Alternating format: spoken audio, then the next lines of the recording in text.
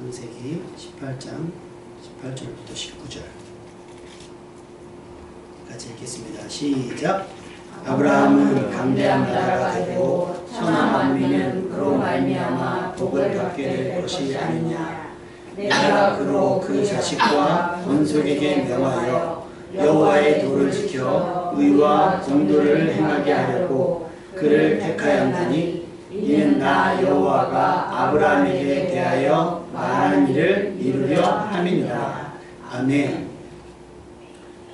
아마 가보시진 않으셨을지라도 방송에서는 한두 번은 보셨을 나이아가라 폭포라는 곳이 있어요. 캐나다와 미국의 그 접경 지역에 있는 곳이라고 하는데 아마 세계 최대의 그 물 쏟아지는 양이 아마 세계 최대라고 하죠.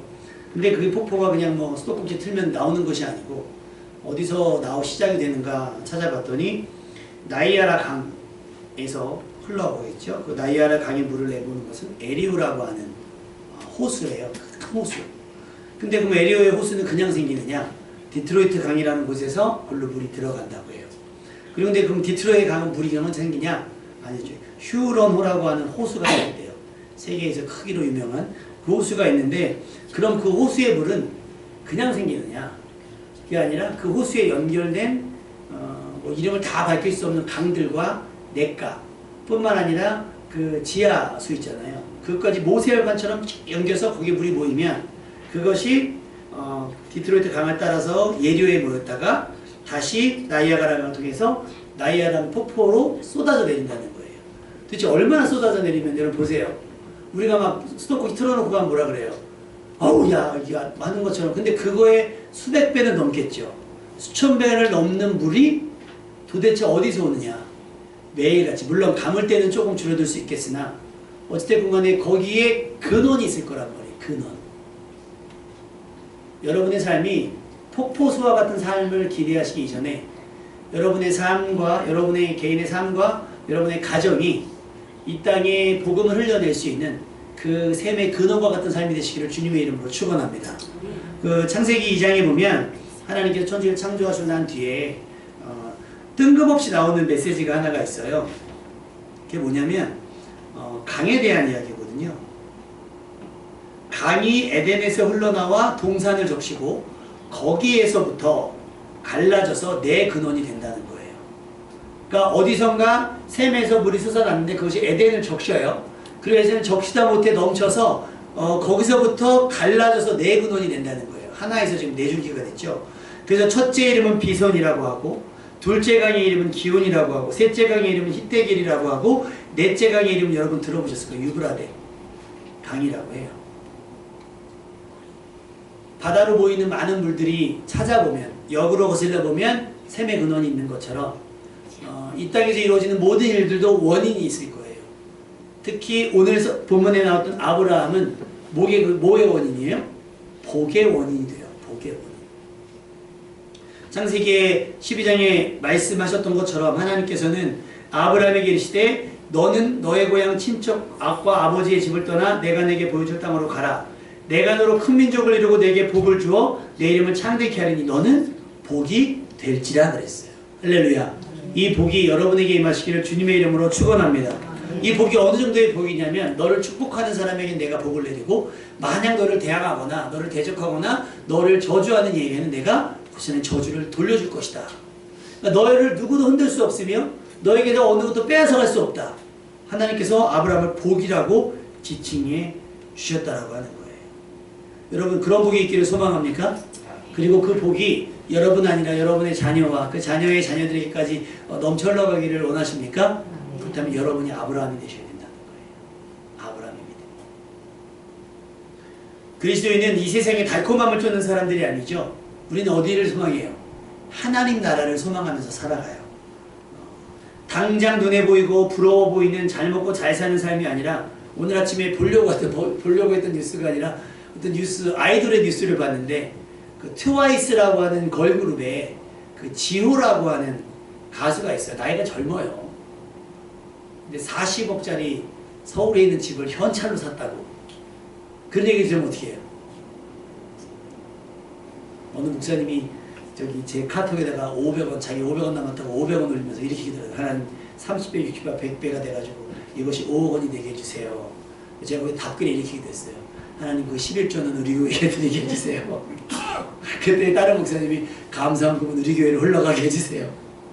막 서로 물어뜯어요. 막 서로 물어뜯어. 누가 어떻게 해서 뭐 땅을 사는데 올랐다더라, 누가 뭘 했다더라 하면 제일 먼저 듣는 게 뭐예요? 부러움이잖아요. 그죠? 그러면서 살짝 하나님께 어제 제가 배탈이 좀 심하게 나가지고 지금도 막 간신히 서 있는 거예요. 안 보이시죠? 부들부들 떨리면서 서 있는데 그 배찜질을 하려고 이렇게 마사지 하려고 이렇게 그걸 들고 가다가 온도 조절기가 있거든요. 몸에 힘도 없는데 배탈이 나고 힘도 없는데 그걸 들고 가다가 뚝 떨어졌는데 정확하게 발톱에 모서리가 딱 맞는 거예요. 제가 뭐라고 그렇게 이렇게 하나님 나를 이대로 죽이시려는 겁니까? 그 발톱 하나 맞았다고. 근데 너무 아프더라고요. 배도 아파 서러운데 막 맞으니까. 우리는요 아프면 최대치로 느끼고요. 반대로 남이 잘 되는 것도 최대치로 부러워를 해요. 감사는 최소화가 되는 거예요. 남들 다 있는 거 내게 있는 거 별로 감사하지 않아요. 오히려 왜 나에게 이제 주셨냐라고 원망하죠. 원망해요. 그런 게 아니라 우리 삶이 돌이켜서 땅의 것을 바라보는 것이 아니라 하늘의 것을 바라봤으면 좋겠어요. 그래서 어떤 뭐 연예인이 집을 샀다더라, 차를 샀다더라, 얼마를 벌었다더라 그런 게 아니라 어느 선교사님이 어디 가서 순교하셨더라, 누가 재산을 팔아서 가난한 사람을 도왔다더라, 이런 것들에 더 감동할 수 있는, 감사할 수 있는 여러분 되시기를 주님의 이름으로 축원합니다. 이것이 하나님 나라를 소망하는 사람이 되는 삶의 모습인 것이고, 그런 삶의 모습을 보고 자라는 자녀들이 예수 믿어 구원의 의미 하나님 나라를 같이 소망하며 살아갈 수 있다고 저는 믿습니다. 그것이 아브라함의 삶이었습니다. 근데 많은 사람들이 우리가 가진 믿음을 뭐라고 생각하냐면 다른 사람보다 나은 삶을 살 수 있는 지름길 또는 지렛대로 여겨요. 그래서 예수를 잘 믿으면 뭐 받는다? 근데 성경이 예수를 잘 믿어서 복을 받은 사람은 뭐 많이 있겠지만 예수 믿어서 잘 된 사람들보다 예수 믿어서 잘 죽은 사람들이 많아요. 사실 순교하신 분들이 훨씬 더 많습니다. 또 어떻게 보면 지금 큰 교회를 짓고 예수 믿어서 돈 잘 벌었다고 하면서 간증하는 사람들보다 아무 이름 없이 빚도 없이 자기의 소유를 다 팔아 가난한 사람들이 주고 저기 아프리카 오지에 저기 필리핀 지역에 가는 사람들이 훨씬 더 하나님 보시기에는 값진 인생일 수 있다라고 하는 거예요. 그럼 우리가 어떤 삶을 더 부러워해야 되는가? 어떤 삶을 더 부끄러워해야 되는 것이 명확하게 정해지지 않습니까? 여러분, 아브라함의 삶은 복을 추구했던 사람이 아니고 아브라함의 삶은 믿음을 추구했더니 복이 얻어지는 삶이었어요. 근데 우리는 복을 추구하기 위해서 믿음을 도구로 삼는 삶을 살아가고 있지 않은가 돌아봐야 될 줄로 압니다. 그래서 한번 생각해 봤어요. 그러면 우리가 어떻게 우리 자녀들을 그리스도인으로 키울까? 어떻게? 오늘도 아침에 그 유튜브를 보면 새벽부터 예배를 드리는 교회들이 많이 있어요. 미국 교회도 그렇고. 근데 이제 1부 예배, 2부 예배, 3부 예배 막 드리는 교회들이 있으니까 오늘 성찬식을 하더라고요. 세례와 성찬식을 하는데 한 큰 교회가 오늘 유아 세례를 베푸는 거예요. 줄 쫙 서 있고 부모가 줄 쫙 서 있고 아이를 이렇게 딱딱딱 되면서 아마 그렇게 생각했어요. 이 교회에서 유아 세례를 받고 이 교회에서 성장을 하게 되면 우리 아이는 아브라함과 같은 믿음의 사람이 될 수 있을 거라는 기대가 있을 겁니다. 근데 제가 아까 나이아가라 폭포를 이야기했잖아요. 나이아가라 폭포를 이야기했을 때 나이아가라 폭포가 그냥 폭포입니까? 그냥 자기 혼자 폭포 됐어요? 쫓아가고 뭐가 있다 그랬어요? 샘의 근원이 있다 그랬잖아요. 샘의 근원. 많은 사람들이 어느 교회에 간증을 들었더니 어느 목사님이 그런 거예요. 30, 40대가 갈 교회가 없다 라고 얘기하는 거예요. 30, 40대가 갈 교회가 없다. 정말 그럴까요? 교회는 많은데요. 입맛에 맞는 교회가 없는 거예요. 자신들이 교제하고 어떤 프로그램을 갖고 뭘 하고 싶은데 많은 교회들이 그럴 여건이 안 되는 거예요. 규모가 있는 교회는 규모가 있는 교회대로, 또 규모가 없는 교회는 규모가 없는 교회대로 안 되니까 많은 걸 찾아가요. 그래서 내가 그 교회를 보면서 많은 분들이 막 부러움의 댓글을 남기는데 저는 그걸 느꼈어요. 아, 교회도 이제 골라가는 곳이 되었구나 라는 거. 어느 누구도 빈 땅에서 빈들을 개간할 생각은 아무도 안 해요. 누군가가 개간해 놓으면 나는 씨를 뿌리고, 혹은 누가 씨를 뿌려 놓으면 나는 물을 주는 정도의 인생, 아니 누가 물을 주어서 자라나면 나는 그것을 가꾸는 인생, 아니면 나는 그 향기를 맡고 그 열매를 거두는 인생이 되고 싶어 라고 생각을 하지, 누구도 그렇게 하지 않는다는 거예요.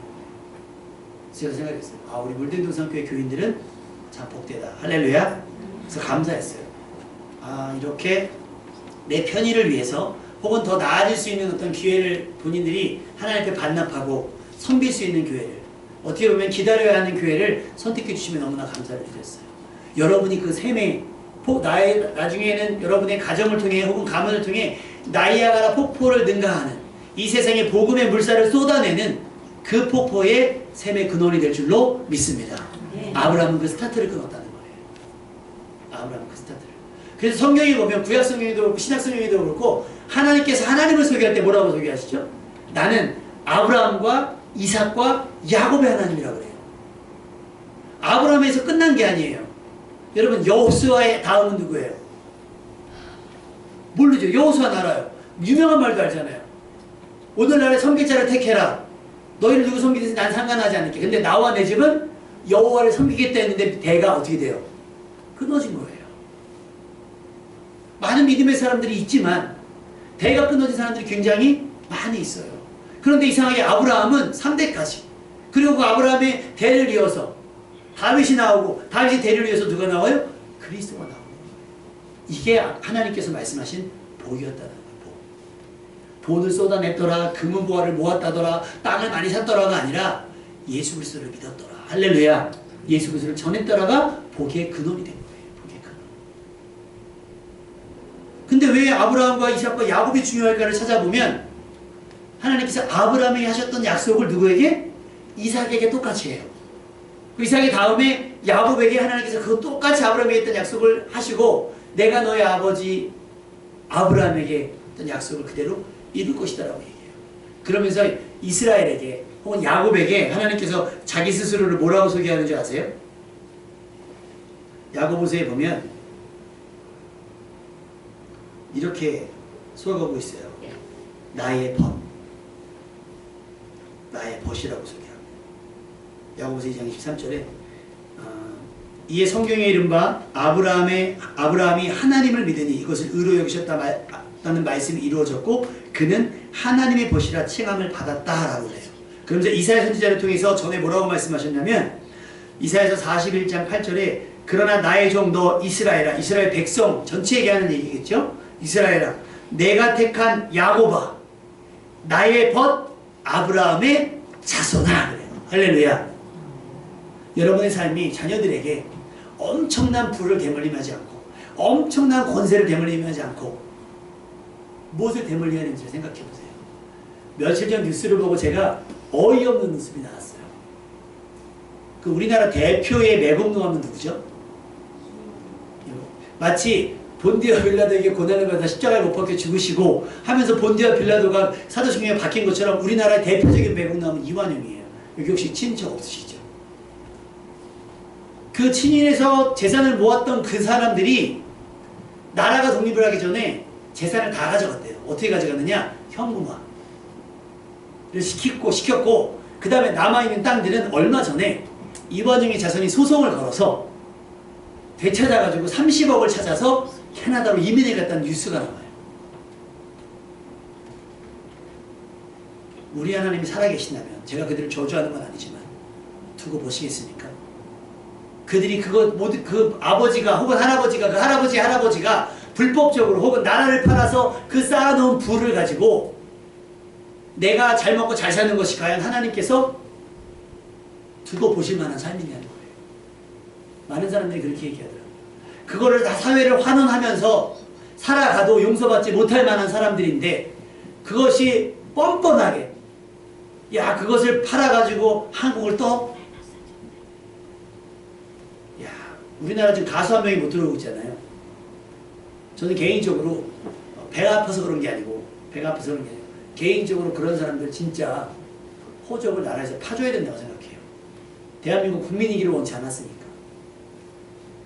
우리의 자손이 그런 자손들 돼야 되겠습니까? 우리는 많지 않더라도 떳떳하고 정직하게 버는 것, 땀 흘려 하나님 앞에 부끄럽지 않게 버는 것을 대물림하고, 자녀들은 그것을 세상에게 부끄러워하지 않으면서 내 부모다, 내 할아버지다, 내 조상이다라고 말할 수 있는 믿음의 가문이 되시기를 주님의 이름으로 축원합니다. 나의 벗 아브라함의 자손아.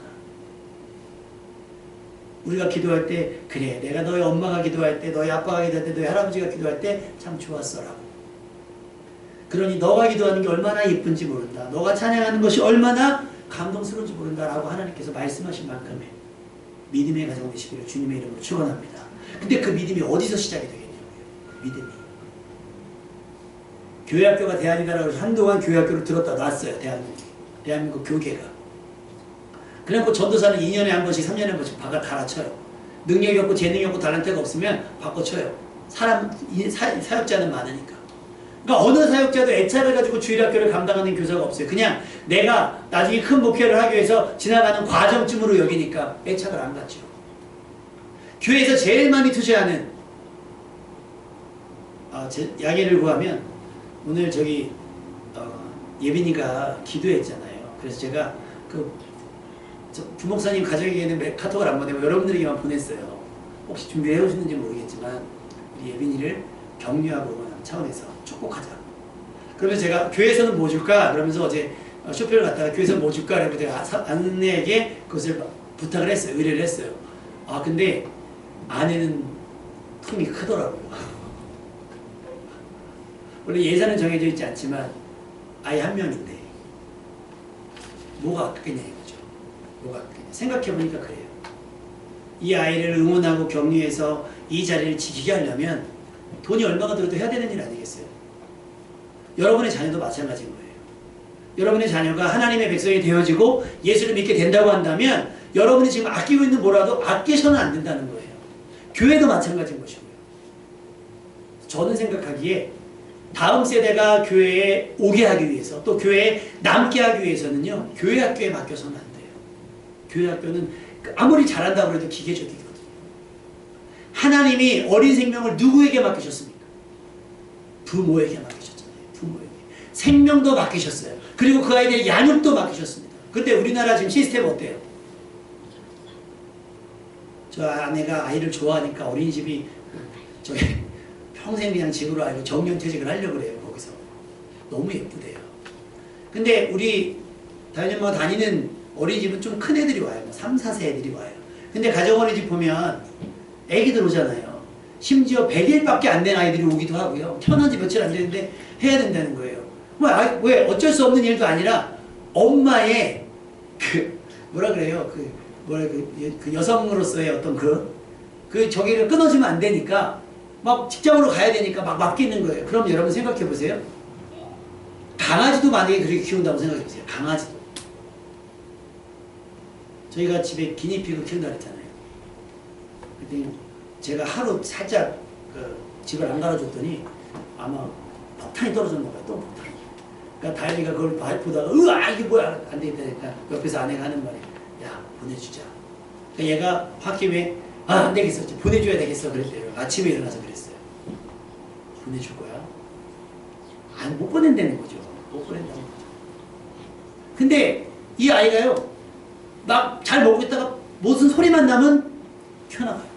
무서우니까 제일 약한 계층의 족이니까 먹이사슬해서 그래요. 근데도 이제는 우리 목소리 아는지 이름이 봉교거든요. 봉교야 그러면 밥 주는 줄 알고 와요. 성경은 얘기하잖아요. 야 소도 주인을 알고 나귀도 주인을 아는데 니네는 왜 주인을 모르냐라고 얘기해요. 그 하나님의 주인 되심을 누가 가르칠 수 있느냐는 거예요. 그럼 제가 이 기니피기를 교육하기 위해서 어떻게 훈련소를 보냅니까? 많은 강아지 그렇게 키우잖아요. 잘못 키워가지고 훈련소 가가지고 그러면 어떻게 해요? 우리가 못하는 걸 거기서 해요. 우리가 잡아다니지 못하는 목줄을 훈련사가 잡아다녀요. 그건 괜찮아요? 훈련사니까 괜찮다는 거예요. 저 너무 안 돼요.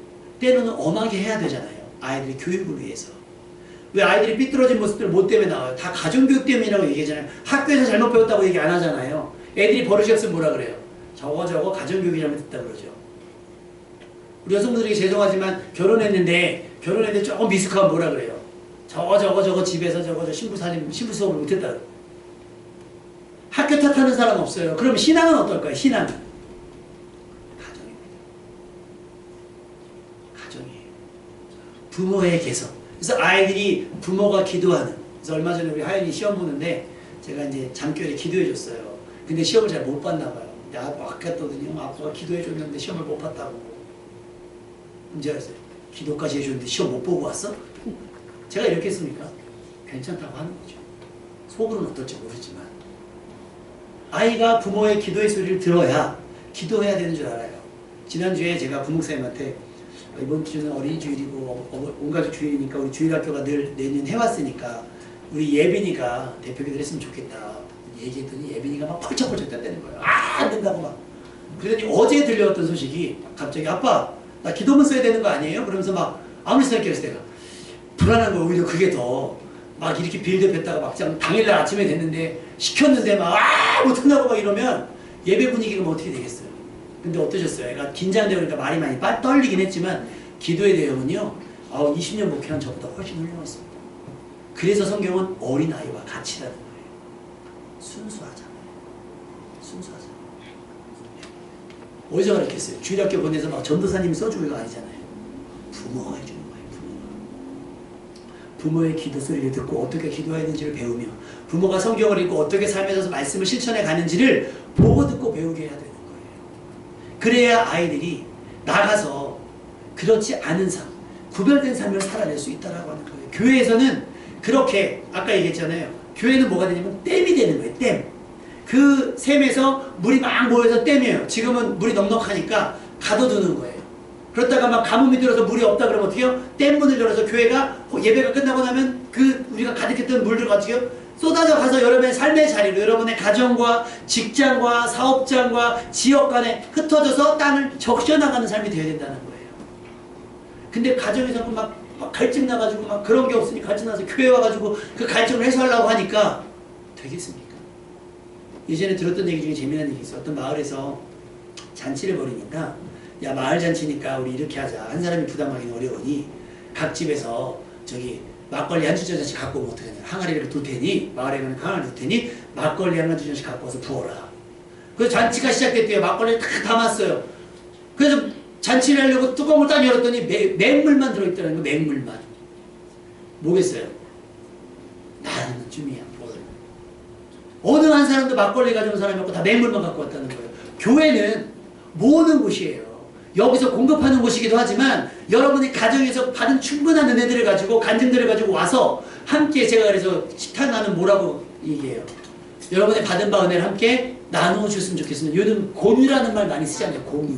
함께 하는 거. 아까 우리 아브라함이 하나님의 벗이라고 그랬잖아요. 그걸 필로스라 그래요.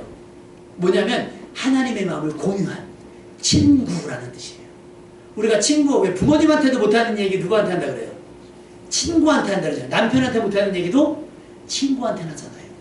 하나님의 아브라함을 벗으로 삼았어요. 그렇게 믿을 만한 사람이었다는 거예요. 여러분의 삶이 먼저 그렇게 되어지고 자녀들이 여러분이 먼저 그렇게 되어진 마음을 통하고 그래서 그 공유된 하나님의 은혜를 자녀들과 공유하고 남편과 공유하고 형제들과 공유하면서 하나님의 은혜를 받기 위해서 같이 한 곳. 그래서 그 신보섭 하면서 그 얘기 못 들어봤어요? 결혼은 어떻게 서로 다른 두 사람이 한 곳을 바라보는 곳이다라고 얘기하잖아요. 믿음은 믿음이라고 하는 건 그런 거예요. 서로 다른 가치관과 서로 다른 삶의 배경을 다르고 서로 다른 삶의 태도를 가졌지만 한 번 하나님을 같이 바라보는 곳이 믿음인 거예요. 교회가 하는 것이 그러고. 그러니까 여러분 교회에서 어떻게 됐어요? 은혜 받으려고 왔습니다라고 아니라 뭐라고 그래야 돼요? 은혜 나누러 왔습니다라고 해야 돼요. 아멘입니까? 그러니까 맹물 가지고 오지 마시고 막걸리 가지고 오시라고요.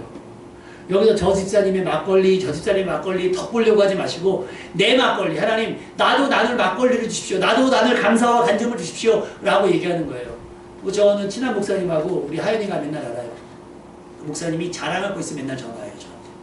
막 들잖아요. 그래, 잘됐네, 축하해, 축복해 막 하거든요. 뭐 자녀가 뭘 잘했거나 뭘 막 얘기를 해요. 그럼 저도 우리 교회에 있었던 일들 쭉 얘기하거든요. 난 정말 이거면 내가 오늘 형님 이길 수 있을 줄 알고 얘기했는데 형님한테는 안 되네. 형님한테는 안 되네. 그런 친구가 하나 있거든요. 나누려고 해요.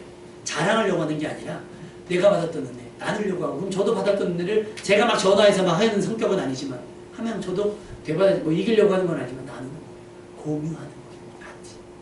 그래야 아까 우리 찬양 속에 나왔던 하나님의 은혜가 낮이든 밤이 되든 밤에도 눈동자와 지키신 하나님의 은혜가 어떻게 해요? 자녀들의 자녀에게까지 가는 거예요. 여러분 세대에서 끝나면 되겠어요? 자녀들에게 가고 자녀들의 자녀들에게 가야 여러분이 보지 못하는 그 다음 세대들까지 여러분의 가문에는까지 하나님의 은혜와 복이 임하지 않겠습니까? 여러분이 그 샘줄기, 샘구멍이 되어주시기를 주님의 이름으로 부탁을 드립니다.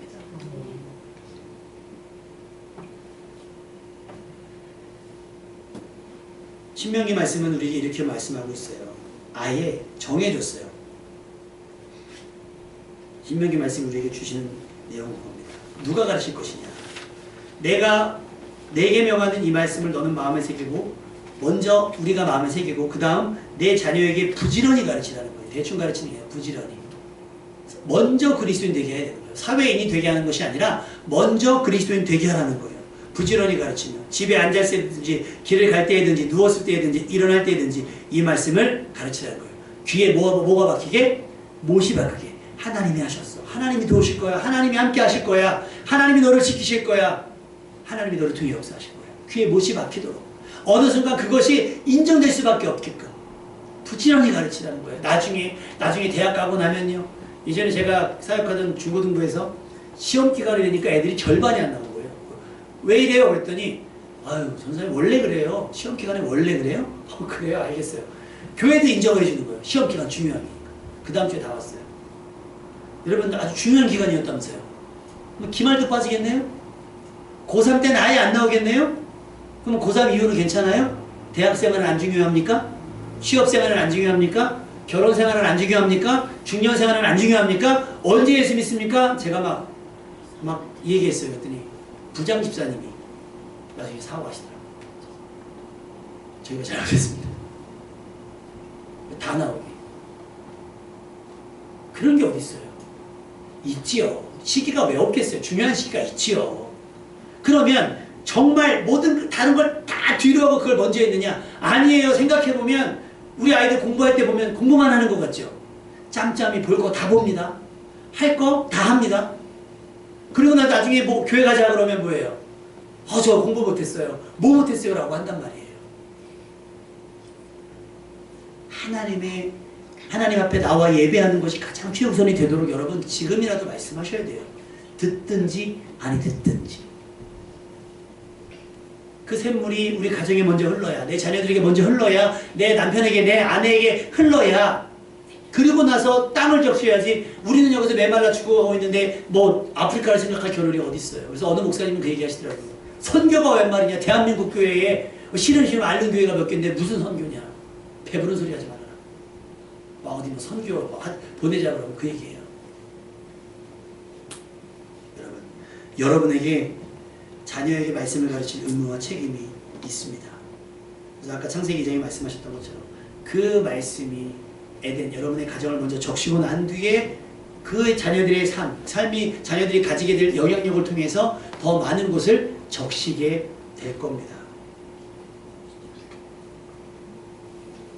시편 128편 1절에서 4절 여호와를 경외하며 그의 길을 걷는 자마다 복이 있도다. 내가 내 소리 수고한 대로 먹을 것이라. 내가 복되고 형통하리로다. 내 집 안방에 있는 내 아내는 결실한 포도나무 같으며 내 식탁에 둘러앉은 자식들은 어린 감람나무 같으리로다. 여호와를 경외하는 자는 이 같은 복을 얻으리로다. 할렐루야. 되어지는 게 아니에요. 되어지는 게 아니에요. 훌륭한 얘기 듣는다고 되어지는 건 아니에요. 요즘에는 스피치 하는 분들이 되게 많잖아요. 강연하시는 분들이 되게 많아요. 맞아요. 굉장히 사람들이 신금을 울려요. 그런데 그 신금을 울린다고 해서 그가 구원을 받는 게 아니에요. 복음 외에는 답이 없어요. 그 복음을 누가 전할 것이냐? 내 가족에게. 여러분에게 그 사명이 있는 거예요. 그러려고 여러분을 부르셨어요. 오늘 말씀 한 구절만 찾아볼까요? 19절 말씀. 오늘 본문의 19절 말씀. 모니터에 나와 있네요. 다 같이 읽어보겠습니다. 시작! 내가 그로 그 자식과 건설에게 강하여 여호와의 도를 지켜 공의와 정의를 행하게 하려고 그를 택하였나니. 아멘. 내가 그를 자식과 건석은 그 자녀예요.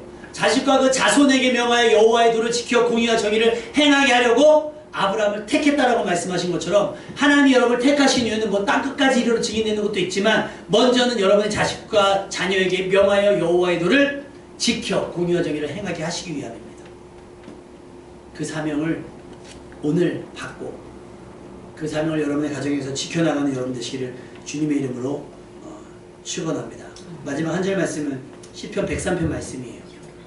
아까 다 찬양과 연관되어지는 건데요. 여호와의 인자하심은 자기를 경외하는 자에게 영원부터 영원까지 이르며 그의 의는 자손의 자손에게 이르리니 곧 그의 언약을 지키고 그의 법도를 기억하며 행하는 자에게로다. 여러분, 부모의 의, 다시 말하면 부모의 믿음으로 거저먹는 은혜는 없어요. 부모의 믿음을 따라 그 믿음의 행위가 따라올 때, 다시 말하면 이삭이 그냥 복을 받은 것이 아니라 이삭이 아브라함의 믿음을 따라서 순종할 때, 이 야곱이 이삭의 믿음을 따라 순종할 때 아브라함의 복을 받는 거예요. 마찬가지로 내가 기도하니까 너는 잘 될 거야가 아니라 내가 기도하면 너도 기도해야 돼가 되는 거죠. 우리 가정이 그런 가정이 됐으면 좋겠고, 우리 교회가 그런 가정들의 연합이 됐으면 좋겠고, 그런 개인들이 모여서 물방울 같이 작은 아주 미세한 힘이지만 그 물방울 같은 것들이 모여서 우리가 뭐 지금 나이아가라처럼 한 건 뭐 말도 안 되고 오산촌에 뭐 흔적도 남기지 않겠지만 우리가 지나간 자리에는 생명이 돋아나는 놀라운 회복의 은혜가, 생명의 은혜가 여러분과 여러분의 가정, 여러분의 자녀를 통해 이 땅에 넘쳐나시기를 주님의 이름으로 축원합니다. 아멘.